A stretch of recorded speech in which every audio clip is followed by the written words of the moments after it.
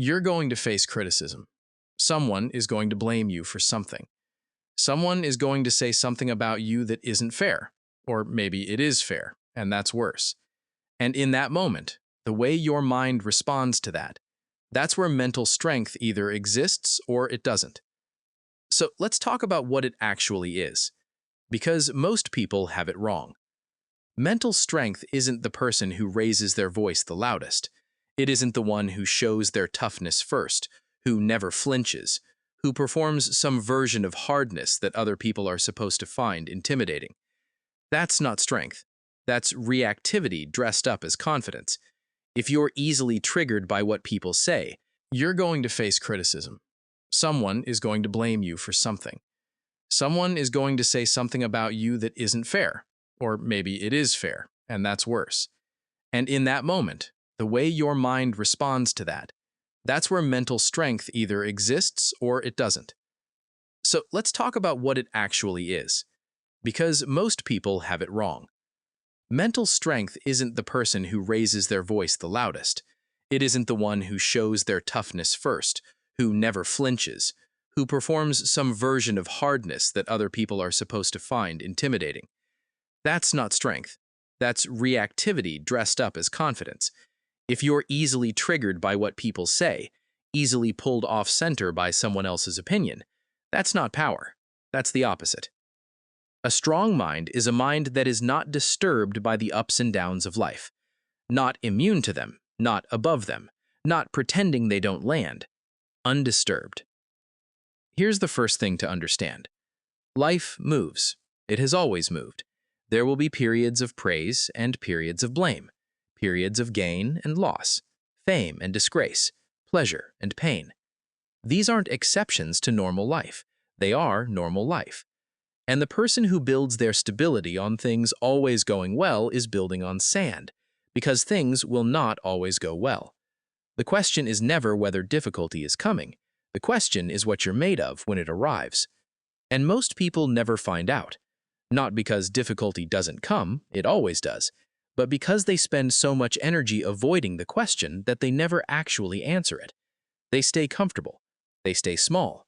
And then one day something arrives that they can't avoid, and they realize they never built anything to meet it with. That's where mindfulness comes in, and not in the way the word usually gets used. Mindfulness here means one specific thing: the ability to notice what's happening inside you without being controlled by it. When someone criticizes you, when something goes wrong, when the emotions rise, you feel it. You don't chase it. You don't let it make decisions for you. You observe it the way you'd observe weather. It's here. It will pass. What do I actually want to do right now? That gap between what happens to you and how you respond, that's where mental strength lives. Most people collapse that gap entirely. Something happens and they react, immediately, fully, as if the event and the response are the same thing. But they're not. There is always a moment, sometimes half a second, sometimes less, where you have a choice. The practice of mindfulness is just learning to find that moment, and then, slowly, learning to live inside it. The second thing to build is resilience.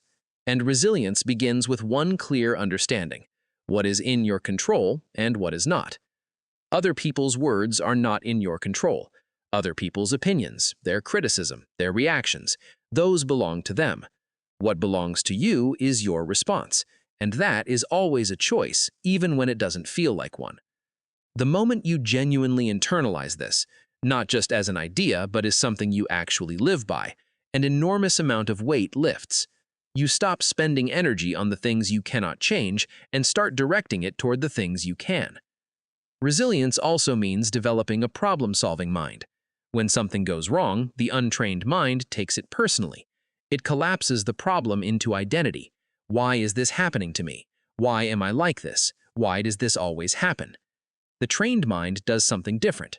It gets curious. It asks, what is the actual root of this? Where did this start? What can I do about the part that's mine to work on? Problems aren't you. They happen to you. And when you can hold that distance, even slightly, even imperfectly, you can think more clearly. And clearer thinking is usually the way out. The people who move through difficulty fastest are rarely the ones who feel the least. They're the ones who learned not to make the difficulty mean more than it does.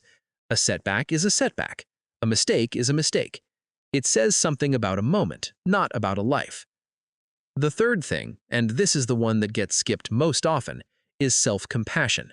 Not self-indulgence, not making excuses. Actual compassion for yourself, the same way you might offer it to someone you love who is going through something hard.